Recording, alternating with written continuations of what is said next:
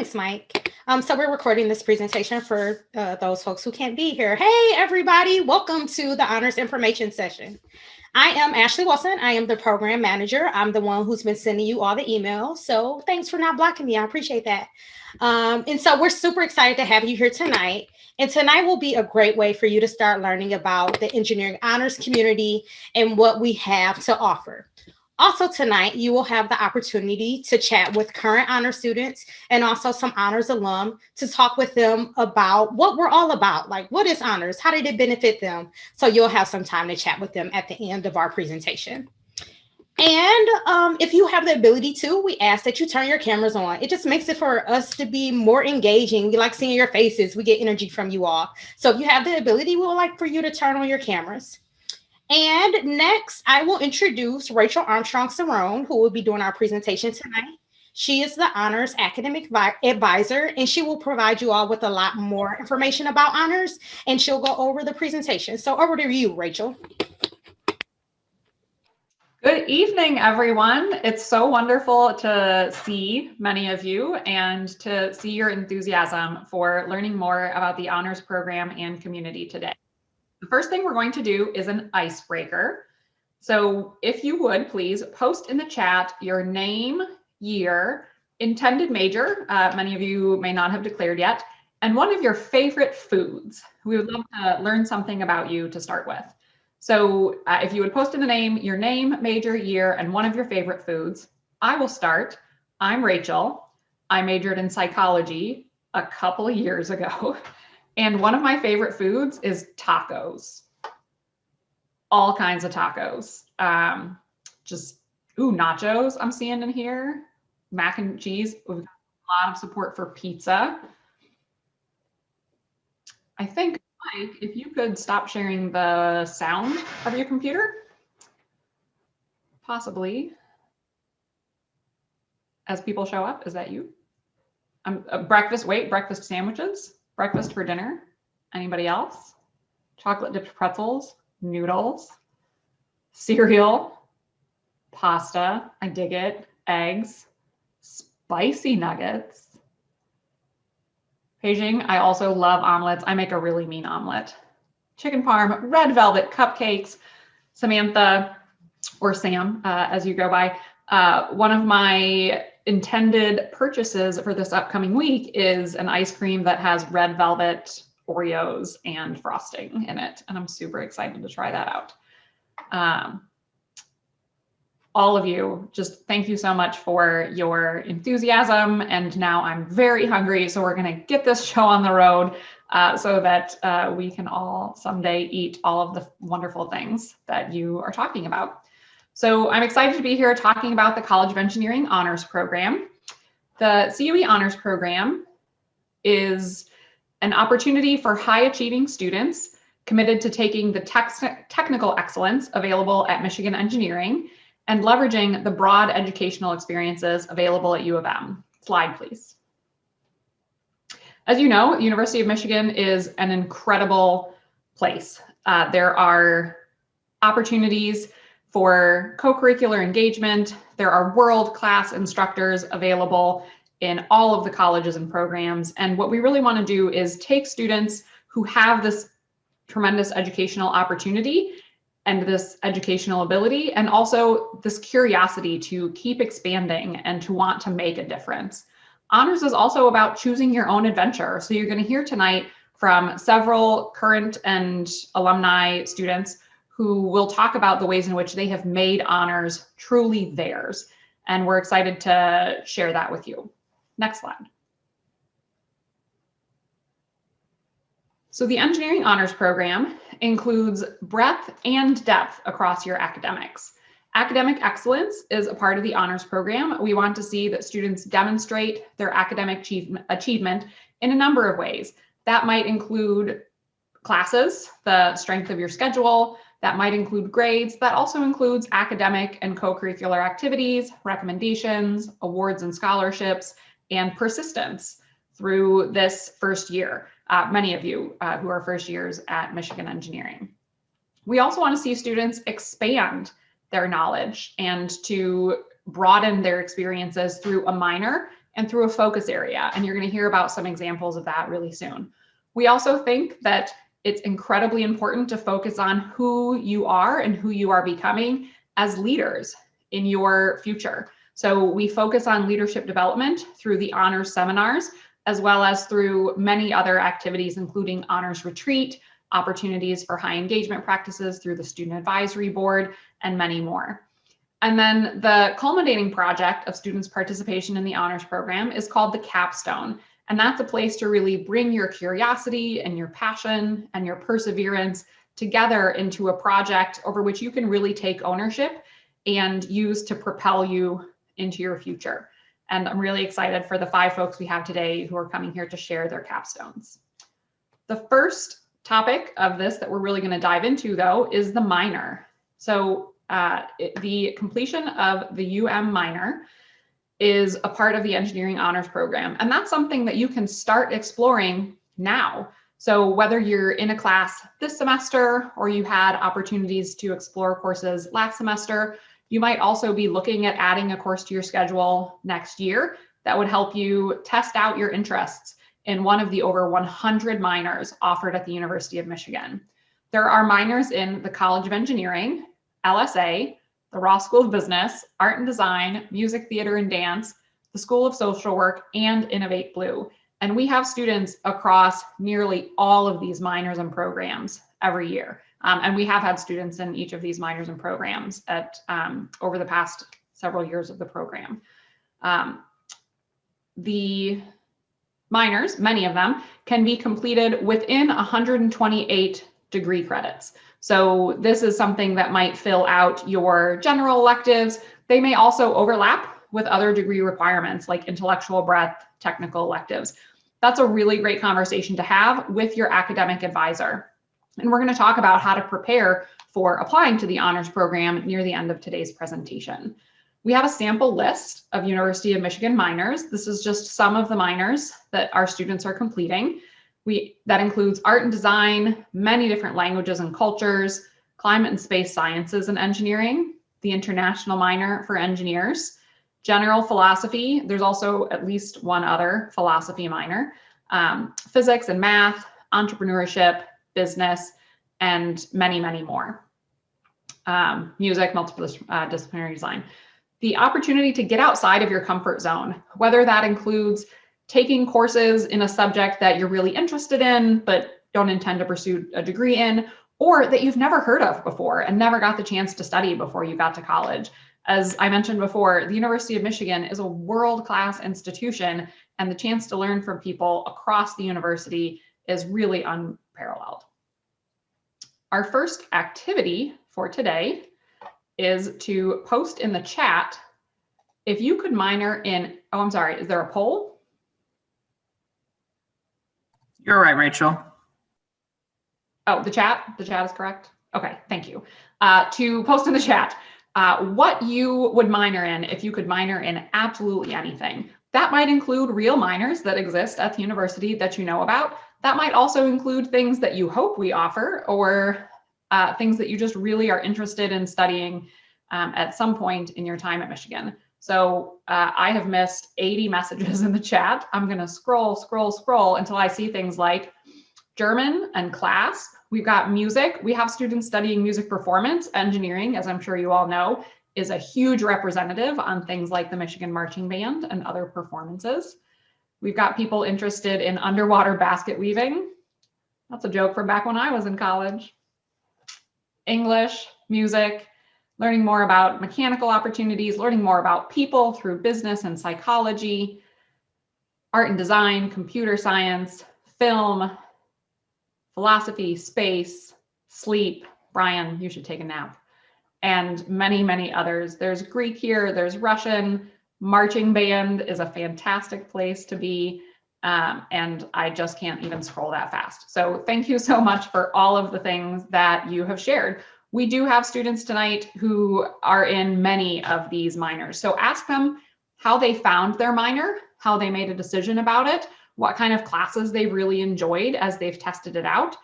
We also have students who are completing more than one minor. It is not required, but we don't prohibit it either. And if you are completing a second major or a second degree, that would fulfill the same purpose as a minor. So if you're pursuing a second major in the College of Engineering, or you're pursuing a second degree in something like business, music, art and design, or LSA, that is in the same spirit as a minor. You don't have to do 2 degrees and also a minor. That would be wild. Okay. Thank you so much for all of the things that you've shared. I would love if somebody here wanted to knit for a minor. I got lots of knitting things from my mom. She's fantastic at it. User design, taking classes in a program that doesn't offer a minor is also encouraged. That might be something that ends up fitting really well with your focus area. And that's another topic we're going to talk about tonight. We're going to move on and share the next topic, which is honors seminars. So participation in honors seminars is part of your entire time in the program. So from the time that you're admitted through your senior year, students complete an honor seminar, one each year, with the other students in their class. So those topics build on each other. You would take one typically as a sophomore, junior, and senior. And through the honor seminars, staff and faculty help facilitate community building, leadership development, exploration of specific focus areas, learning about UM opportunities, peer mentoring, and development of an e-portfolio. Great question. It is in fact a class. So the courses themselves are ENGR 230, 330, and 430, and they're 1 credit each. And academic advisors, including your department and myself, are here to help you develop a course plan that's going to help those help those honor seminars fit into your academic plan. Those seminars are taught by program staff. So you'll see several of us tonight, Mike Daly, who's running tech, Ashley Wilson, who welcomed you, myself, our program director, Stacy Eddington, and our honors faculty advisor, Jason McCormick, are all facilitators, and we invite guest facilitators into the course as well.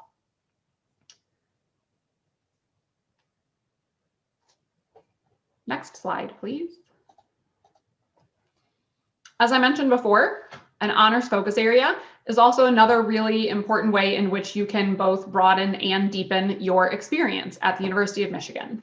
Students choose a focus area that helps support their intended capstone experience. So I saw a question in the chat when I mentioned earlier about kind of choosing courses. This might be where you design your own and create your own.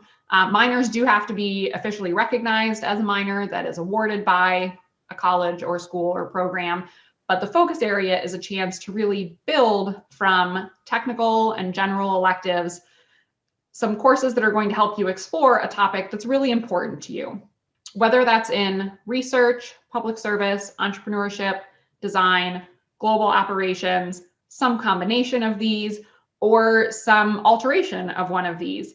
It's your opportunity to seek out classes that are going to give you skills, context for application, and are going to help inspire you to accomplish something significant.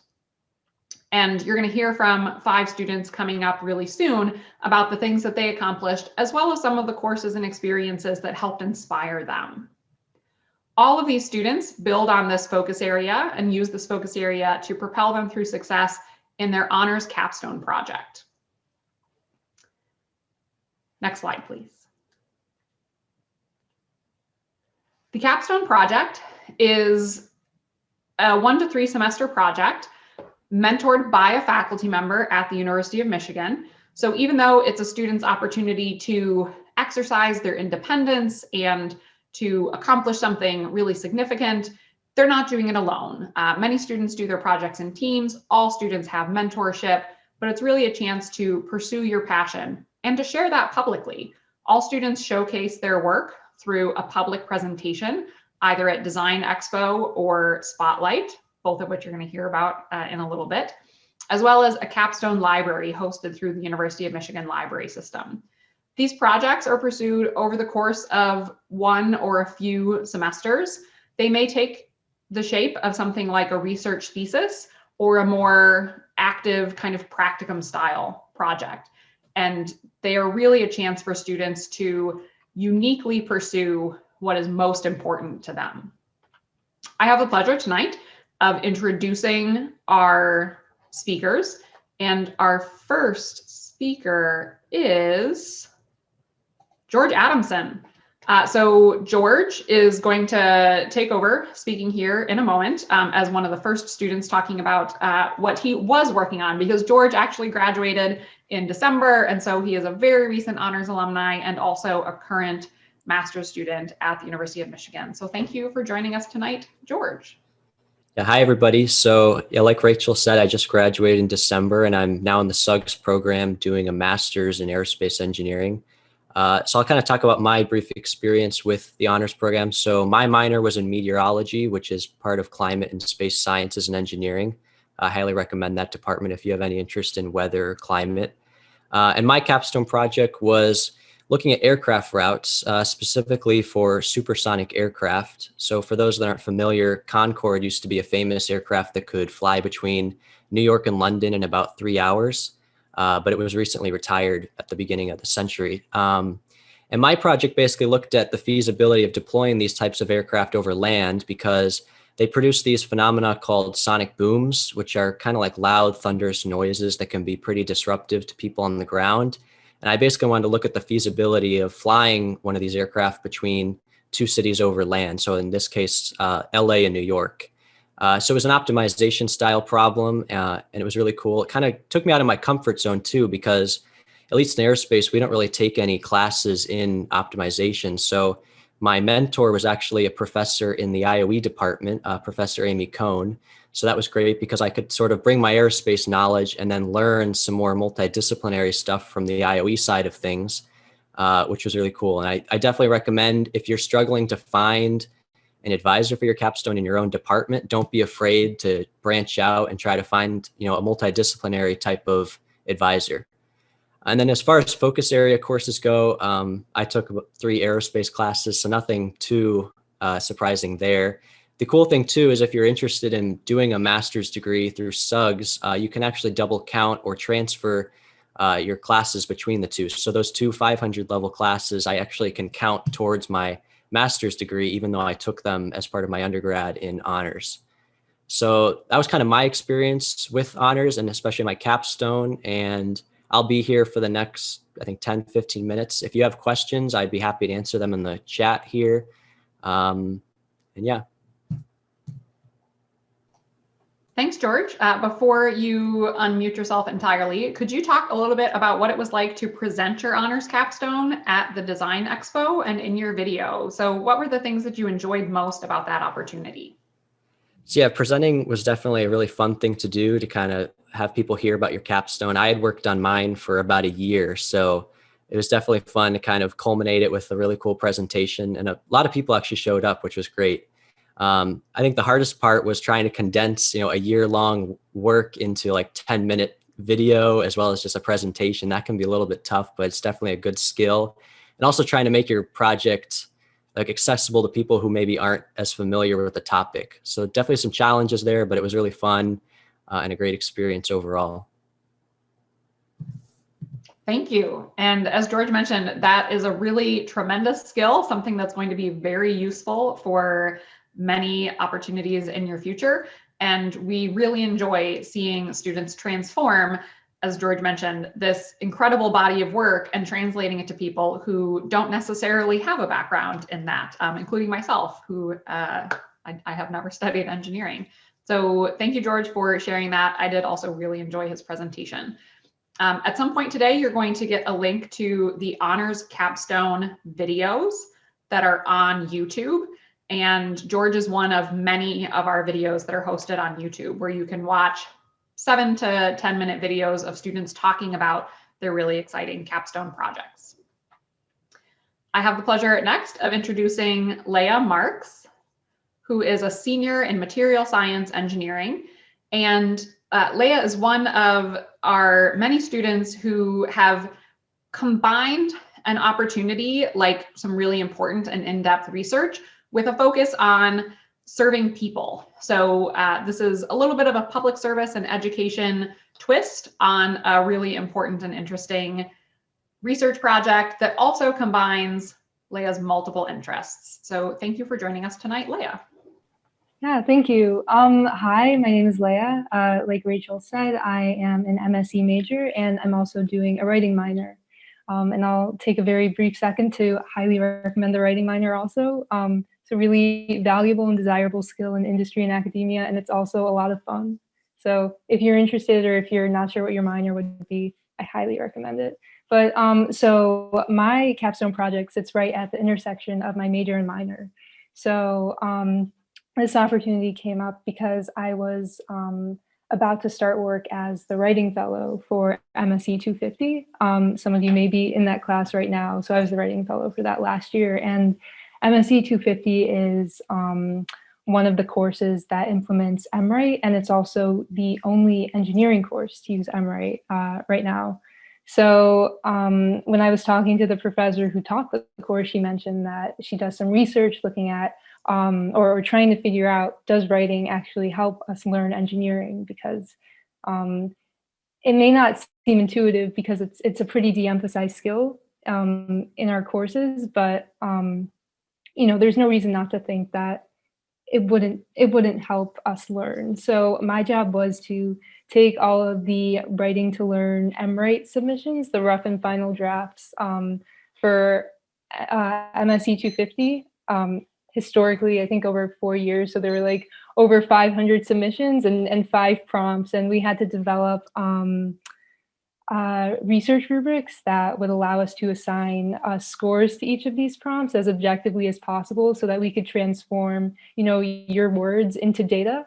We then process this data and we're able to pick out which categories of our rubric saw the most improvement and which ones saw the least improvement.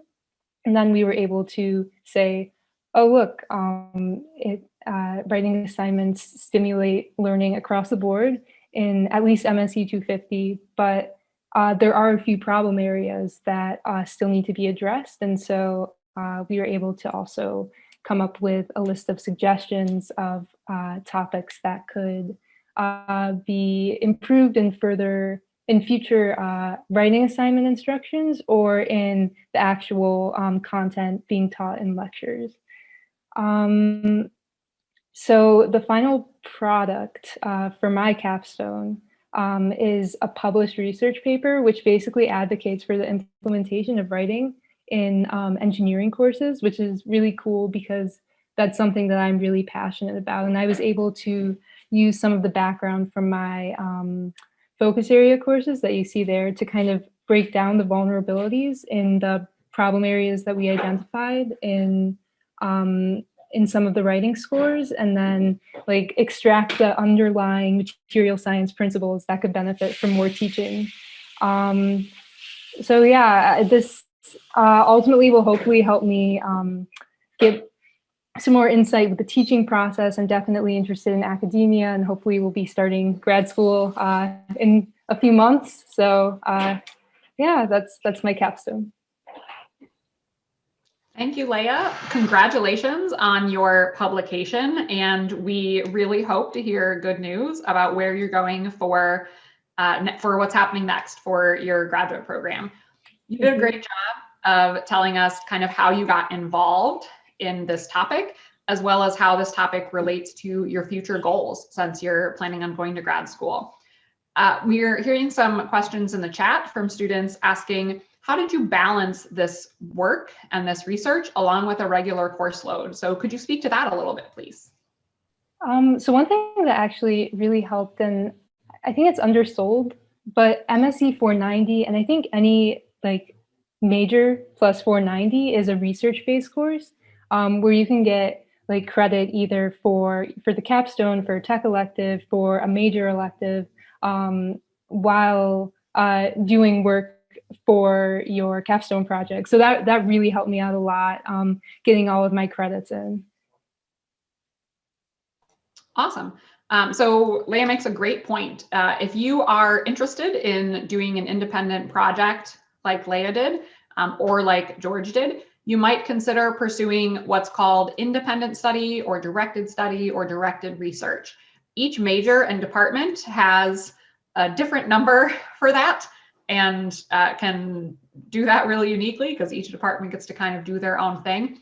George also makes a point that you can work on it during the summer, not for credit at all. The Honors Capstone does not require you to be enrolled for credit, but if enrolling for credit is helpful to you, because as Leah pointed out here, it's something that could contribute towards your degree program, towards your general electives, towards being full-time, there are many reasons why you might want to consider enrolling for credit for your capstone project. And for Leah, she was able to really make this intersection between her major and her minor and choose some focus area courses that were fulfilling technical and general electives. So thank you so much for being here, Leah. And will she also be sticking around and answering a few questions in the chat if she sees them? Yeah, I will be. All right, excellent. I'm very pleased to introduce next Melissa Bry, who is going to speak about her focus area and capstone in entrepreneurship, which is also an ongoing opportunity. So Melissa, thank you for being here. Thank you. And I think my name is like animated, so if you want to click the next one, I think it'll show up. But yeah, so hi, I'm Melissa. I'm a major in mechanical engineering and minor in math and business. And I have always had an interest in entrepreneurship. And I also have a big interest in climate change mitigation. And so I kind of combined those two for my capstone. And I started a business called Sift Collective, which addresses the unsustainable practices in the fashion industry. I don't know if many people are aware, but fast fashion is one of the biggest polluters right behind oil. And it's not very well talked about because obviously oil is, a very obvious person to go after, but somehow fast fashion gets away with it. And so, I started this process with a partner of mine, and we started competing in 2 different social innovation competitions here on campus called Innovation in Action and Optimize. And even if you don't do this for your capstone, I highly recommend getting involved in something like this if you're interested in entrepreneurship, because the way they describe this is it's kind of like a risk-free, safe environment to do entrepreneurship, which you will never get again outside of college, because entrepreneurship is always going to have risks. And being in like a really supportive environment for entrepreneurship is amazing. And another thing about entrepreneurship is network is everything, because that's how you meet people, that's how you get ideas. So highly recommend to get involved in this community, because then you meet other things like there's ZLI, there's a bunch of other different things that are involved in the entrepreneurship community here at University of Michigan. And another good thing for the capstone was that it provided someone was talking about how do you manage this with your classes. It had those set deadlines for you. So luckily the deadlines for the competitions were right before I had to present my capstone. So I kind of had my video and my presentation all ready to go. So that was very nice. Looking at my focus area courses, they don't, content wise, none of them relate to fashion at all. So they didn't necessarily provide content or to help this project. What they provided were skills. So most of these were independent research, and they really helped build leadership skills and really helped build my resourcefulness. And that really came in handy because, similar to George, I had to go find my own faculty advisor. And just like George said, and I even highly recommend finding a faculty advisor outside your major, because it helps you meet people with different viewpoints. And I had a faculty advisor who was in the material science department, and he was awesome. He, wrote my letters of rec. He gave me a very different viewpoint in how to look at sustainable fashion. And that really played a part in our business plan for Sift Collective. So yeah, I will also stay around to answer any questions. And I'm sure Rachel will have some follow-up questions for me right now as well.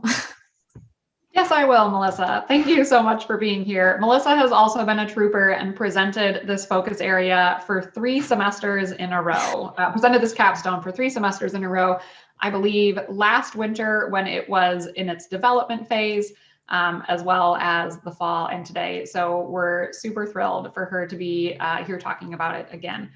So thank you for sharing that point about finding an advisor who really had something to share uniquely for your project. Can you talk about how you identified that person and whether you ended up connecting with other people before you got to that advisor? Yeah, so, I don't know how much help this will be, because honestly, it was like the most perfect situation, because what happened was, I came to Rachel to talk about my capstone, and we talked through this, and she says, you're gonna have to find a faculty advisor, and you kind of need to find one quick, because I was like starting it. And so I asked her, like, okay, if you know anyone who's involved with like textiles, like let me know. And she sent me 2 names. I contacted the first one, and that was my faculty advisor. And he was just absolutely super excited. I told him the general idea. It was something to do with sustainable fashion, something to do with entrepreneurship. And he was like sort of involved with entrepreneurship himself. He wrote a book about it, like in the textile world. So he was very excited. So I definitely got very lucky in that, first, it happened first time, but definitely, this is like speculating, but if that didn't happen, you kind of just keep talking to people, and if they can't help you, you just ask them if they know someone else, and you kind of just go off from there. That is a great point, Melissa. It's also helpful, as Melissa noted, to talk with your advisors who can help you find at least that first person to talk to. The longer I've been at the University of Michigan, the more ideas I have about who to send people to start with. And I'm always happy when it turns out well. But of course, people know people, and making that network, as Melissa said, is incredibly important. There's also a really great question in the chat about whether you have to start a business if you're doing an entrepreneurship capstone. Absolutely not.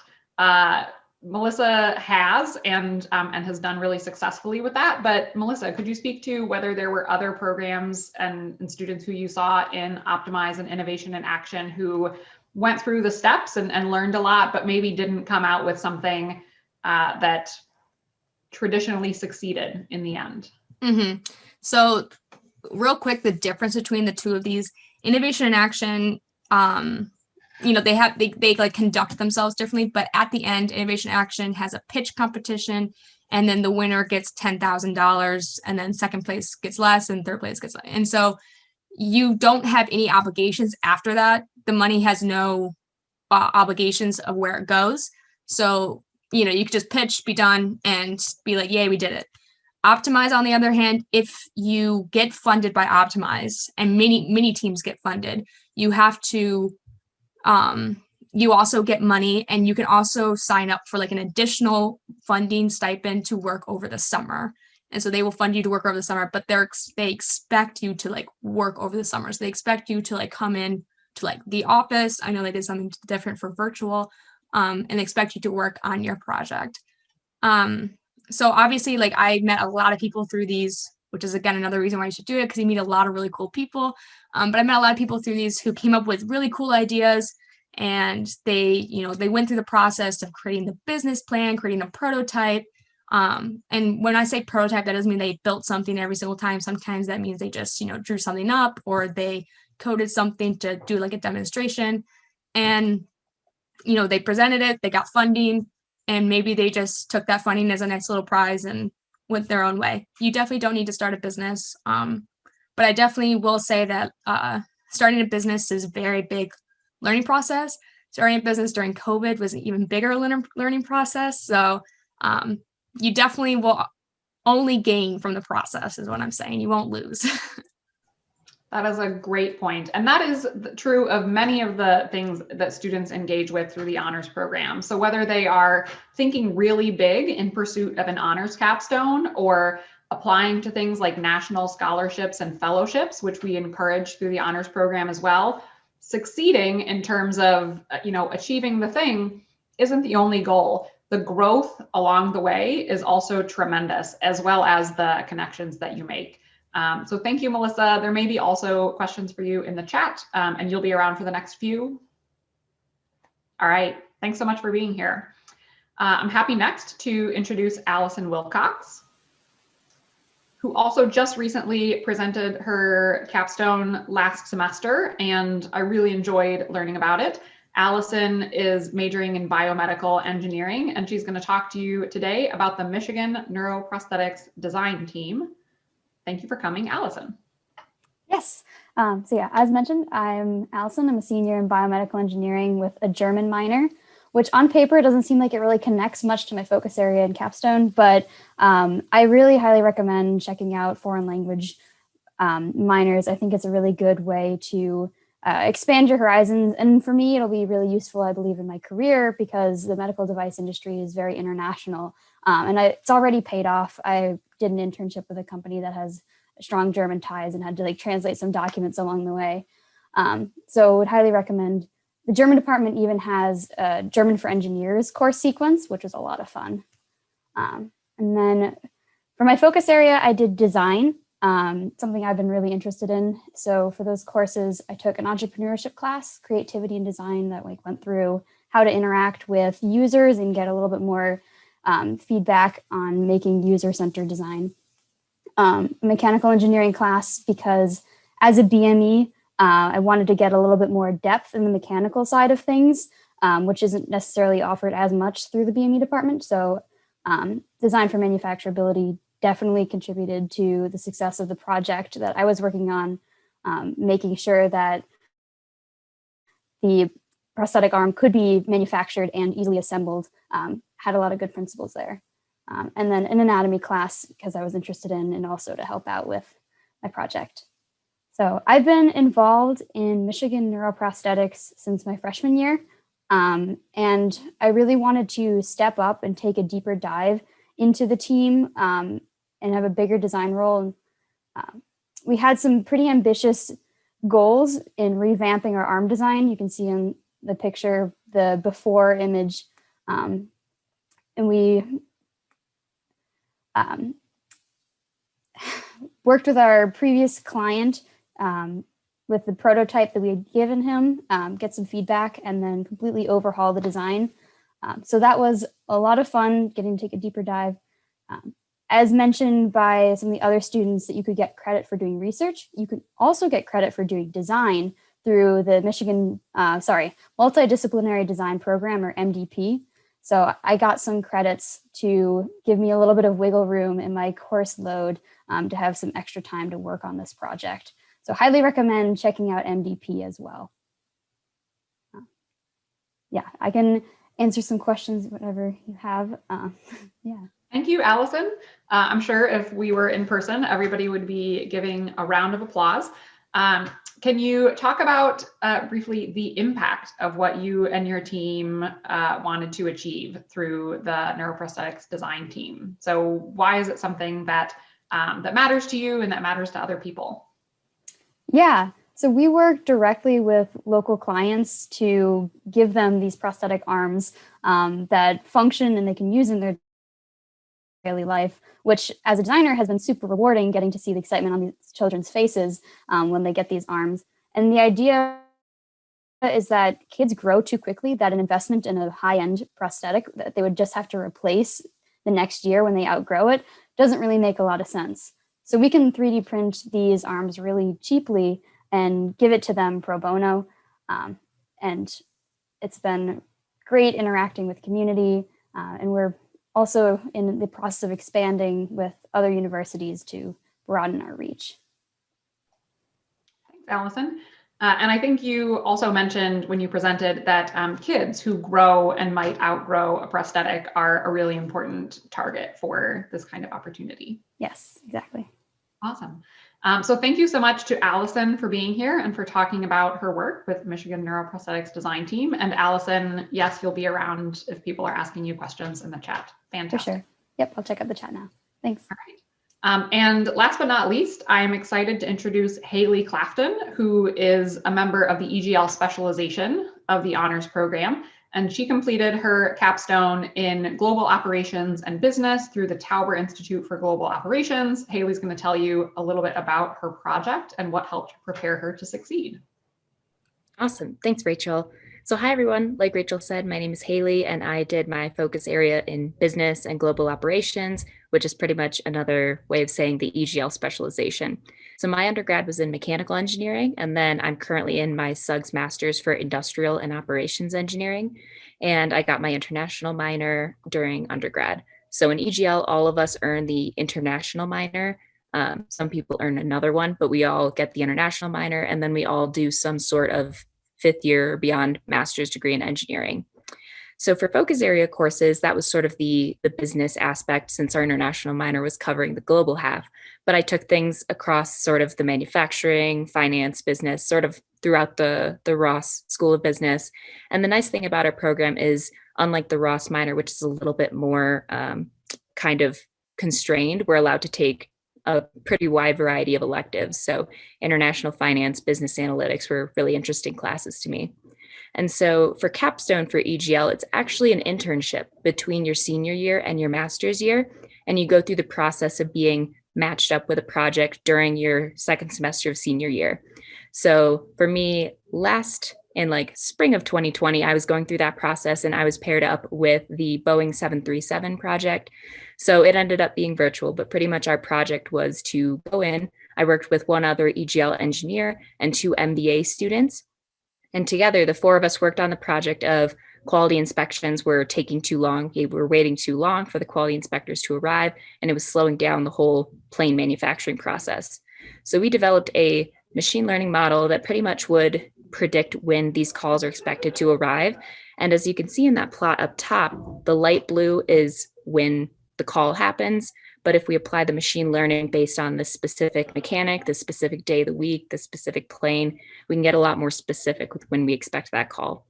And then we kind of put together a schedule for every mechanic of their day so they can arrive on time. And this was sort of our project for the summer. And then for presenting the projects, we have, Rachel kind of alluded to it, that spotlight event.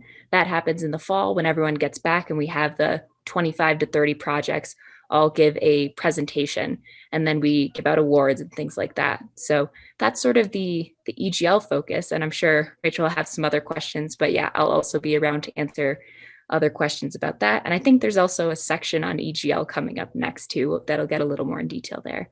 But yeah, thanks for having me. Thanks again, Haley. You can look up the Tauber Spotlight event, or just to see some of the project summaries, because the Tauber program has been around for, oh gosh, at least 27 years. And I know that because I have a glass that says the 25th year anniversary that's a few years old. And they have a really long history of success. Haley, can you talk about how the team project, your participation in the team project in Tauber, has influenced what you want to do in your career? Yeah, absolutely. So I think that a lot of us go into this because we're interested in that bridge between engineering and business. And the project is just an absolutely awesome experience to really work closely for 3 months with MBA students. So we teach each other a lot. And it's kind of just reinformed that I love the technical side, but I also am really interested in sort of the operations, other parts of it. And for my full-time role going forward, I'm actually planning on going back to sort of a quality engineering role, since this project was really interesting to me as well. So a lot of us return to our companies or one of the Tauber companies that we work with. And yeah, overall, the sort of working with MBAs, I think, just gives us a really interesting breadth that the technical side didn't provide. Thank you, Haley. So you have heard from 5 current or recent graduates of the honors program talking about their pursuit of a project that was something they're really excited about, something where they really got to exercise their interests and their curiosity. We would love to see now in the chat, what is something that you are really passionate about? So it can be a topic, a problem, a really cool opportunity. We've heard about people who are really interested in the role of writing and space and the intersection of engineering and business. So I look forward to seeing a couple hundred things in the chat. Disparities and inequities in healthcare. That is such an important STEM advocacy. Clean water, optimization, hunger, renewable resources, access to healthcare, engineering and business ethics. I'm so excited to see in the future getting to Mars. Yes, my husband's so excited about going to Mars someday. I'm like, babe, not anytime soon, not for me and you. This is great. Clean energy, education, biopharmaceutical engineering. There might actually even be a subplan in your program about that, Delaney. So check that out with your academic advisor. so many really cool things. And as part of your future in the honors program, that may be the area in which you exercise your curiosity to achieve an honors capstone project. We also have students who do honors capstone projects that may not have too much connection to their future plans. It's just a chance to exercise something really exciting. So the Rubik's Cube that you may have seen in G.G. Brown. Ooh, that was a bad reference because we have so little time on campus this year.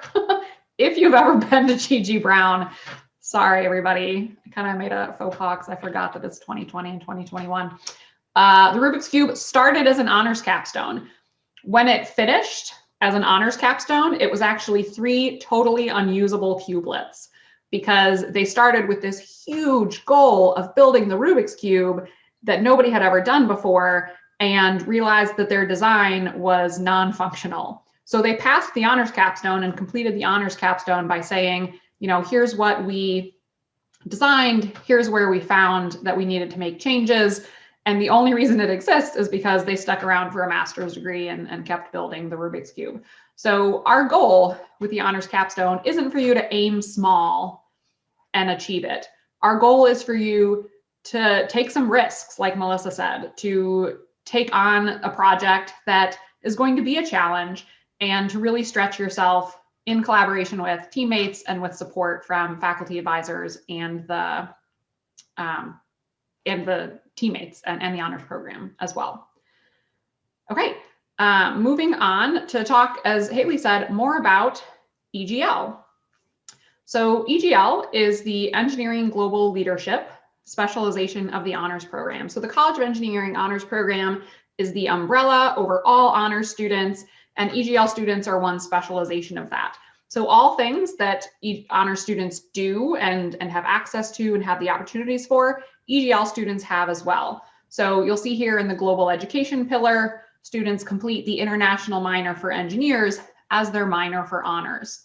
They complete the Tauber Institute team project as their capstone for the honors program.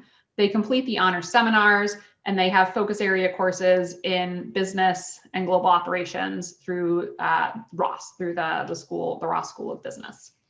EGL students also pursue a master's degree in engineering.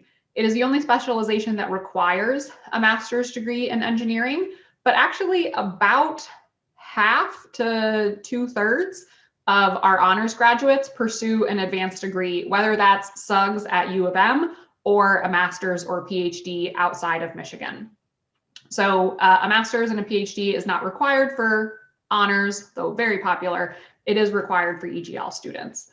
As part of the International Minor for Engineers, students achieve second-year foreign language proficiency. So if you haven't taken a foreign language placement test, but you did study it in high school, probably a good idea to get working on that soon.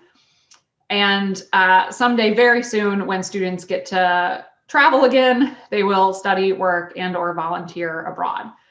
EGL students also participate in leadership development through the Tauber Institute, the EGL Honor Society, and an EGL student-led program called Topics in Leadership. Global education beyond the minor also includes cultural events like performances, movies, and dinners, as well as a global volunteer program called Volunteer Abroad. In 2020, of course, we had to cancel our programs, but in 2019, students went to Vietnam and Bali. The Volunteer Abroad program is 12 years old or so. It's many, quite a few years old. If Haley knows, she'll pop it in the chat for me. And it's an opportunity for EGL students to travel together and make a difference somewhere in the world. The Business Acumen, the opportunity to take courses in your focus area from the Ross School of Business, includes virtually any course from the Ross School of Business. These are just a couple of topics. You can also go to the Ross School of Business homepage and browse what's offered under accounting and finance and strategy. You don't have to have taken any of these before applying to EGL. So no business experience is necessary before applying to EGL. Many students take these as juniors and seniors. You'll see here a couple of pictures. We're really looking forward to the near future when we can get together again for leadership and community development. Here is probably a picture of Day of Leadership and a trip to Chicago to visit the many EGL alumni who live and work in Chicago.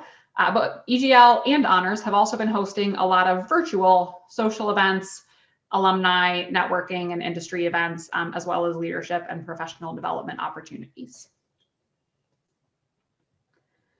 And then last but not least, here are some pictures from the Egl Capstone, which is a team-based industry project, as Haley said, that takes place between senior and master's years. So it is the summer after you finish your bachelor's degree and before you start your master's degree. It's a team project with a combination of engineers and or Masters of Engineering or MBA students. You have faculty advisors from Ross and from engineering. You have a project champion and a supervisor at the company to make sure that this is a really high level, high impact project.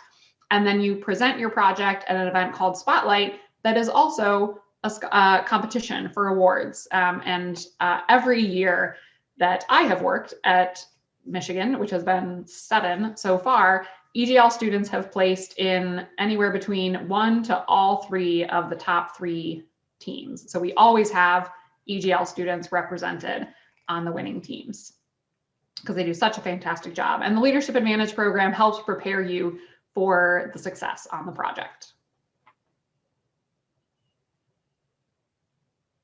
I'm very happy now to pass the time over to Fikayo, who's going to talk about additional leadership development opportunities for the broad honors program through the Honors Student Advisory Board. Hi, everyone. My name is Fikayo. I'm the president of HSAB, which is the Honors Student Advisory Board. So what HSAB is, it's like a liaison between the honors community and the honors program office. So what we do is that we get input from the honors community about like things that they would like to see and provide feedback to the program office so that they can include it in like initiatives that are given to the community. We also plan like other community building events. Next slide. So a few of the initiatives that we plan are like the outdoor fitness challenge, the buddy program, study groups. We also do some career development events like resume editing. So like you can usually like, there are alumni, some of the honors alumni come and help other students with their resumes. We also have virtual game nights and virtual paint nights.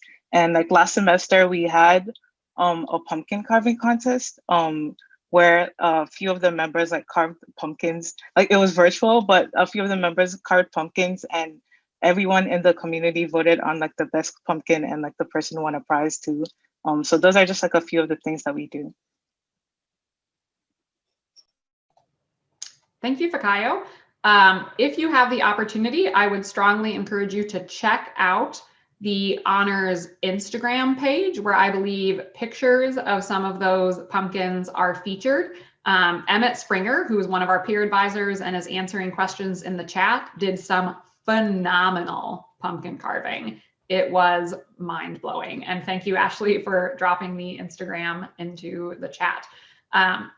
As I mentioned, the volunteer abroad with EGL, honors students also have opportunities through global outreach and alternative spring break in the near future. Of course, we haven't been able to do much global planning this year, but the global outreach, the alternative spring break, and all of the opportunities that Fikayo shared are all generated from the students themselves.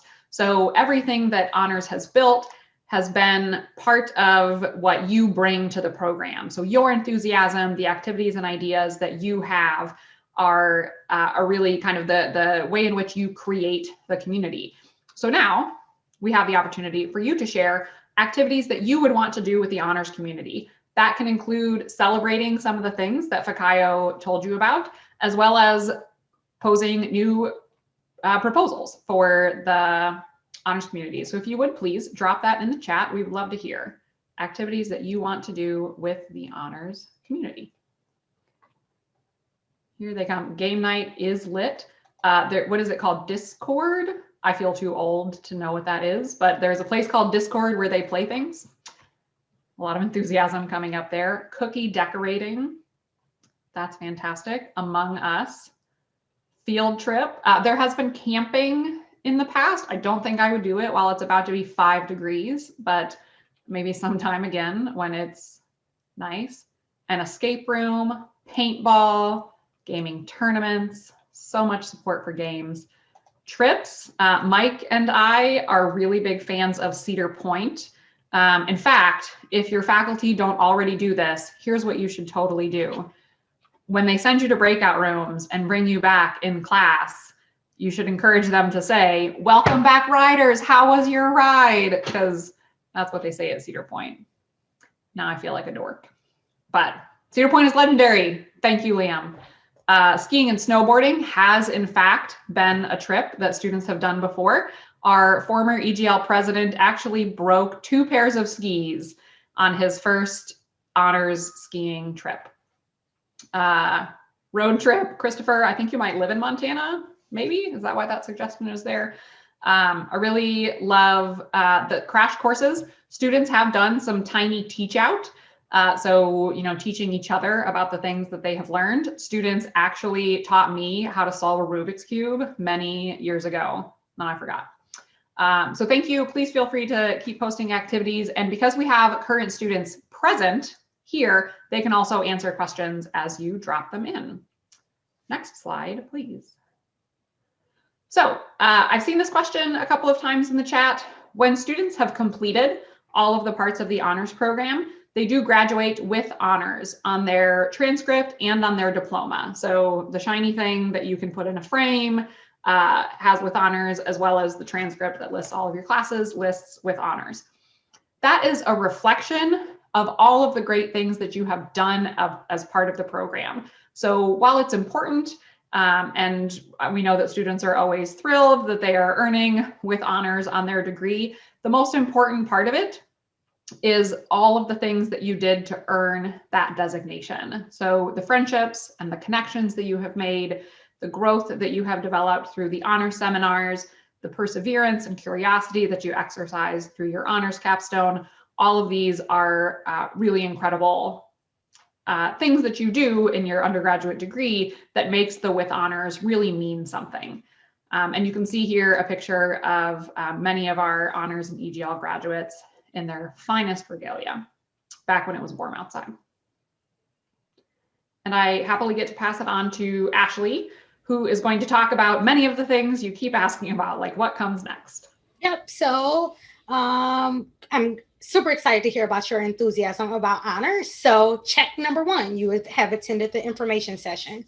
And so a part of the process, and if you're interested in applying to honors, but also in general, whatever major you decide to major in, to declare that major, and then also to start thinking about your minor, and then also to declare your minor.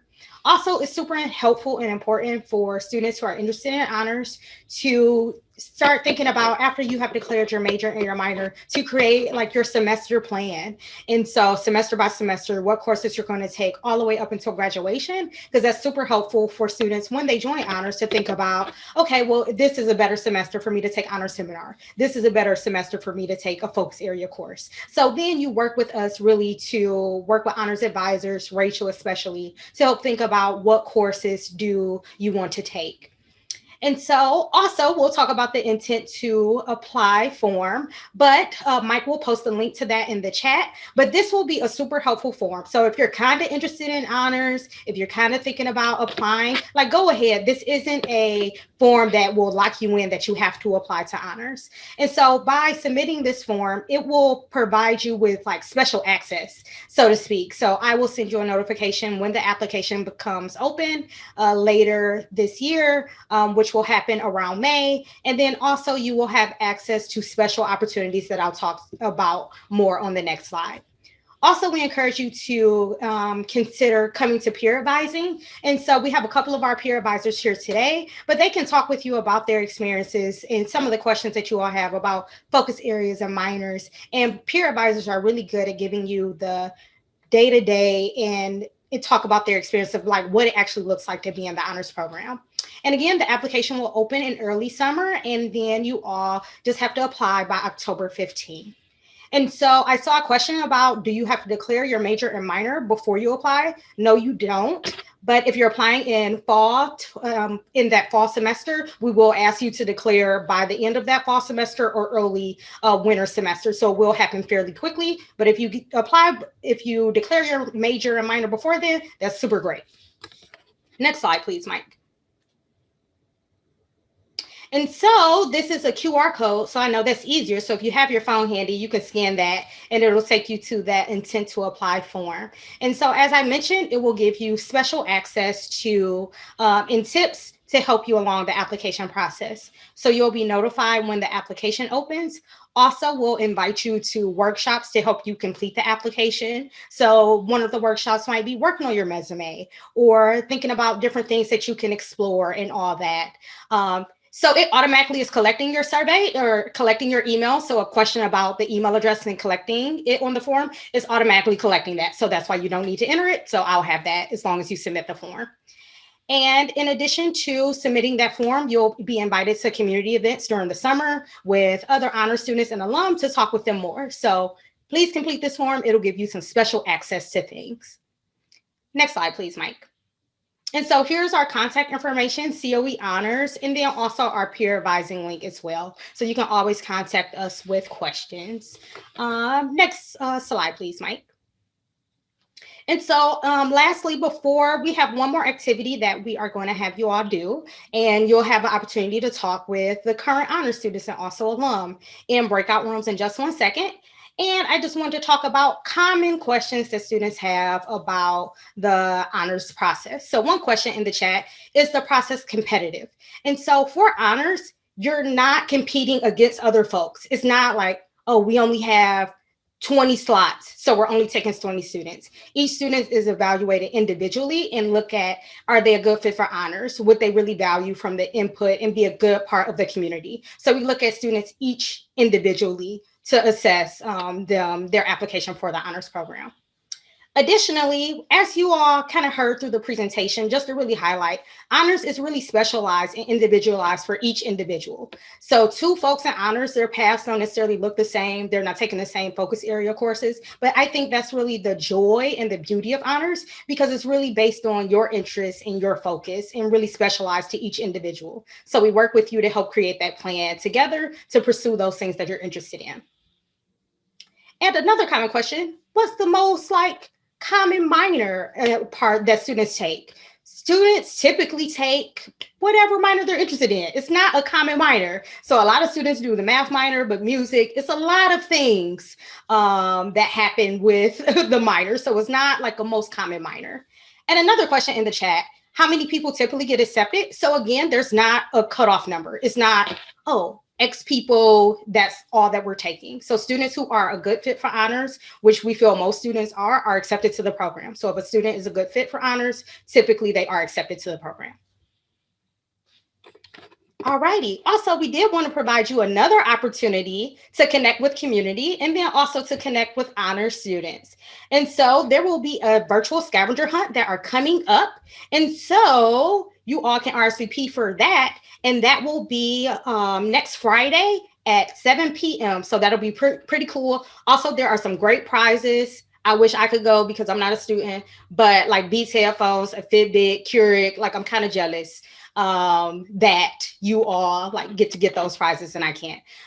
So please RSVP for that. I did see a question in the chat about a minimum GPA requirement.